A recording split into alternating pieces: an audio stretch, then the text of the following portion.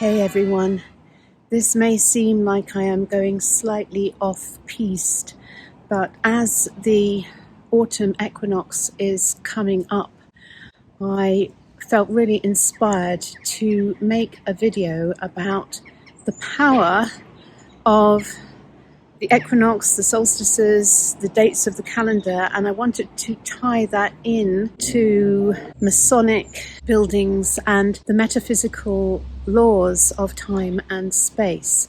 Now, it's important to point out that the metaphysical laws are neither good nor evil, they simply are. And so they can be used for either benevolent purposes or malevolent purposes. But it's important to realize there are certain points of power both in time and space. And when you understand those power points, you can start to see how the powers that be have taken these metaphysical laws and have used them to enforce their agenda. So I'm going to quickly and simply explain that to you by showing you the Masonic symbolism of the Houses of Parliament. Okay, so here is the floor plan of the Houses of Parliament in Westminster. Now, I was inspired to have a look at this floor plan after I spoke at an event there a couple of years ago, actually, because I was fascinated to explore the metaphysics and the feng shui of the building, because it is a power chamber, it is a power portal, there's no doubt about that. So the first thing to note about Masonic buildings is that typically they are always built on the compass points, north, south, east, west. And here you can see the north, south, east, west compass points. And so there is the center of the building, and the entire layout follows the cardinal cross of those compass points. Now, here is the compass, and you'll see that there are 4 cardinal points, north, south, east, west, and there are 4 minor cross points of the compass, northeast, southeast, southwest, northwest, and essentially that forms an octagon. And you can see that that octagon is reflected in the central hall of the Houses of Parliament.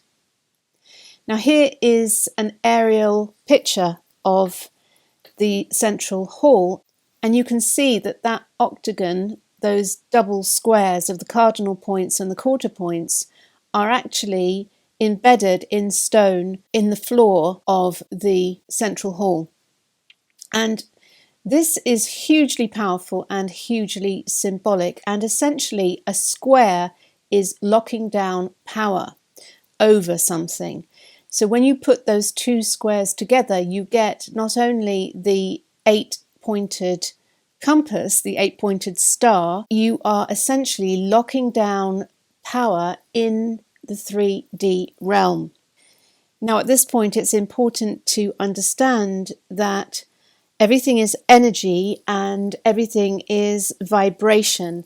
So when you play 1033 hertz through a cymatic plate, you do get exactly that 8-pointed star. So what we are looking at here is sound, vibration, energy. We are looking at how energy manifests from the ether into the material realm. So here I've highlighted those double squares. So operating on the principle that a square locks down power, when you then look at the House of Lords, you will see that its shape is essentially 2 squares. And you'll see that this is highlighted on the diagram here. There are 2 squares next to one another. So the footprint of the House of Lords is a double square. And what that means is that this building is locking down the power of the aristocracy. When you look across, though, to the House of Commons, it's a different shape. And that shape is based on the golden mean. And the golden mean is the golden ratio. It's found in nature, and essentially it is the building block of nature. It's a harmonic resonance. And when you put something in a golden mean shaped room or building, you are amplifying its power, because essentially it's fitting to the grid of nature. And so its resonance is in tune with nature. So that chamber is being given a huge amount of power, because the House of Commons is built to the golden mean proportion. So essentially, this building is a machine. It's an energetic machine which is suppressing the power of the aristocracy and giving it to the House of Commons. So let's now look at the 8 points of the compass and map those onto time. Because obviously, if you think about the north and the south is where the sun is at its hottest. The north is where it's at its coldest. And if you map those 8 points of the compass, there are 360 degrees of the compass. There are 365 days in the year. So you can see the correlation between the points of the compass and the points on the calendar. So the north equates to the winter solstice, which is the Yule. The northeast relates to Imbolc, which is a pagan festival on around February 1st or 2nd. The date changes from year to year. Then you've got in the east the equinox, the spring equinox, called Ostara in the pagan calendar, and that's typically between 19th and 21st of March. Again, the date varies according to the year because of that slight difference between, there's not 360 days in a year, there's 365. Then in the southeast, corresponding to that, you've got Beltane, which is the rising energy of the Beltane fire in May of the spring. You've got Litha, which is the summer solstice between June the 20th to 22nd, which is in the south, the peak of energy. You've got Lammas on 1st of August, which relates to the southwest.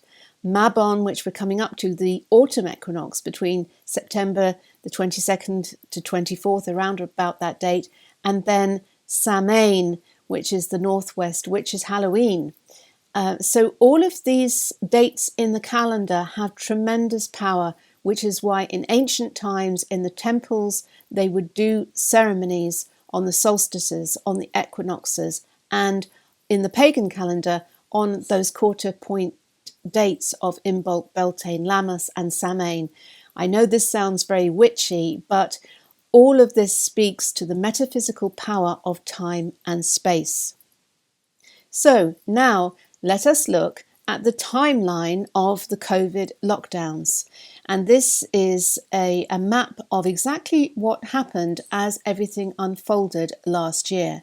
So you can see the first key date, 23rd of March, in the spring equinox, the Prime Minister announces the first lockdown in the UK, ordering people to stay at home. Then you get to the summer solstice, and the Prime Minister says the UK's national hibernation is coming to an end, and he relaxes those restrictions. So this power is being exerted on these key dates, whether it's locking people down or saying, oh, you can come out of your houses now. Then look, 22nd September.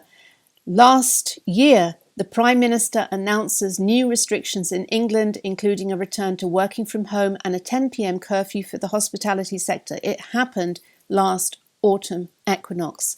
And then do you remember in the run-up to Christmas last year, where they were basically saying, we're not going to cancel Christmas, we're not going to cancel Christmas, and then boom, 21st December, the winter solstice, Tier 4 restrictions come into force in London and South East England. There is no coincidence. These dates are power points. They are being used to assert power and influence over the people.